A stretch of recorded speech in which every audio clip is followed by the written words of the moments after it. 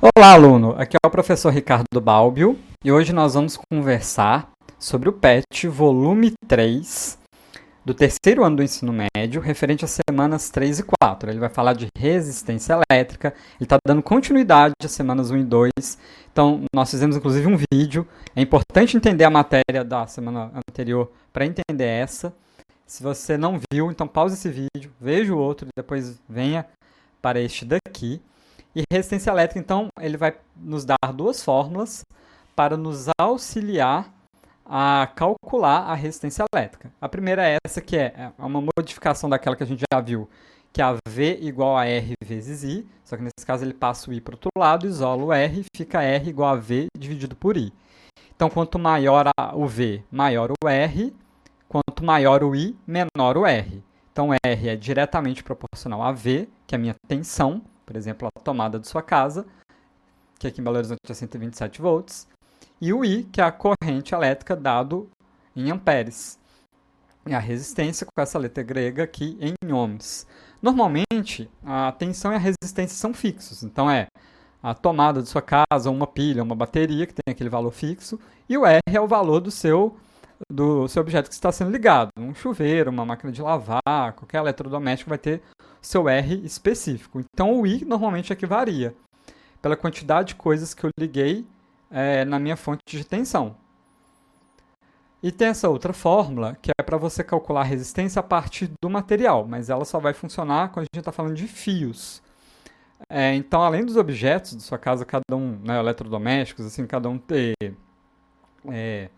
uma resistência específica, a fiação que passa, né, na sua casa também tem uma resistência, ela é possível de calcular, porque ela vai ser o ρ, que é a característica do material do fio, vezes o seu comprimento L dividido pela sua área, né, se o fio é mais grosso ou mais fino.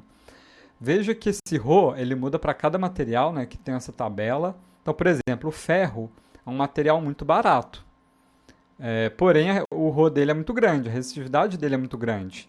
Então, não valeria a pena, você gastaria muita energia só com a própria fiação de sua casa. A prata é uma resistividade muito baixa. O ouro, que nem está aqui, é mais baixo ainda, porém são materiais muito caros. Então, o cobre é o primeiro material que nós temos com um preço acessível e com uma resistividade baixa. Por isso que normalmente a fiação é feita de cobre. Então, com essas duas fórmulas, nós conseguimos calcular o valor da resistência a partir então do que o problema te oferecer ali de valores. Então aqui essas atividades é basicamente isso. Ele vai te dar alguns valores, você vai jogar nas fórmulas, vai achar o resultado. Aqui nós temos um circuito até bem simples, mas só para lembrar que a gente já conversou da outra aula, mas veja, o medidor de corrente ele está em série com a resistência, e o medidor de tensão está em paralelo com a resistência. É sempre assim que mede. Você mede corrente em série com aquilo que você quer medir, e você mede tensão em paralelo com aquilo que você quer medir. Lembrando que série e paralelo foi justamente o que a gente comentou no vídeo anterior.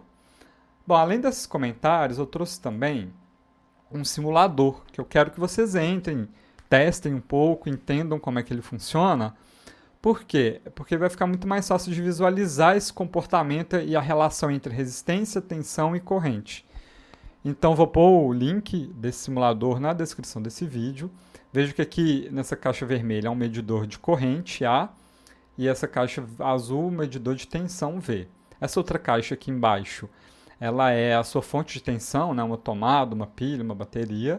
Aqui nós temos uma espécie de controle de corrente e tensão máxima que pode acontecer, como se fosse um sistema de proteção, igual tem os disjuntores em casa, que quando passa um valor acima do que você permite ele desarma, seria mais ou menos isso.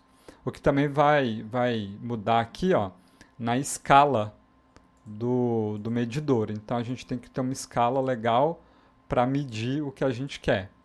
Nesse caso daqui, já começou com uma tensão aqui de 6 volts e aí uma resistência de 200 ohms, então fazendo na fórmula lá, ele já calcula aqui que a corrente vai ser de 0,03 amperes. E nós podemos aumentar e diminuir a resistência, aumentar e diminuir a tensão.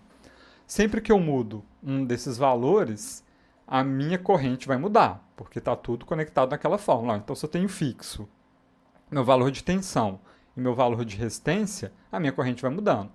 Lembra então que a resistência é inversamente proporcional ao que nós estamos calculando, que é a corrente de resistência é inversamente proporcional. Então, se eu diminuo a resistência, eu aumento a corrente. Tá vendo? O A ali aumenta. Você pode olhar tanto pelo medidor aqui, né, quanto pelo próprio valor absoluto aqui embaixo. Diminui a resistência, aumenta a corrente. E o contrário também. Aumenta a resistência, diminui a minha corrente. Agora, a tensão. No caso aqui eu vou ter fixo, tanto V quanto R. Então, se eu aumento minha tensão, eu aumento minha corrente também. Lembra? V igual a R vezes I, né? Se eu isolar lá. Agora eu excedi, né? Porque eu coloquei aqui que eu posso ter no máximo 10. Então, vamos colocar 100. Aí eu posso continuar aumentando. Tá vendo? Quanto mais eu aumento minha tensão, mais eu aumento minha corrente. Agora eu passei a corrente máxima. Posso pôr aqui, ó, e continuar aumentando. Então, elas são diretamente proporcionais. Isso fica bem claro, né? Quando pelos dois visores aqui. Enquanto que eu aumento minha resistência, olha, minha corrente abaixa. Ou diminuo minha resistência, minha corrente aumenta.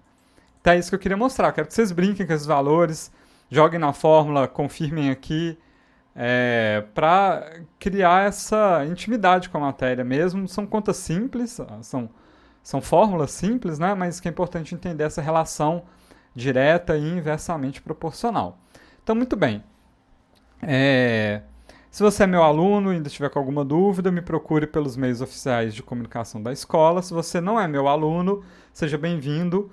Neste canal estou colocando vídeos semanais sobre os PETs dos 3 anos do ensino médio. Então se inscreva no canal para ficar sempre atento aos vídeos novos que eu for colocando. Lembrando que o link desse simulador vai estar na descrição do vídeo. Então, pessoal, é isso. Muito obrigado e até a próxima.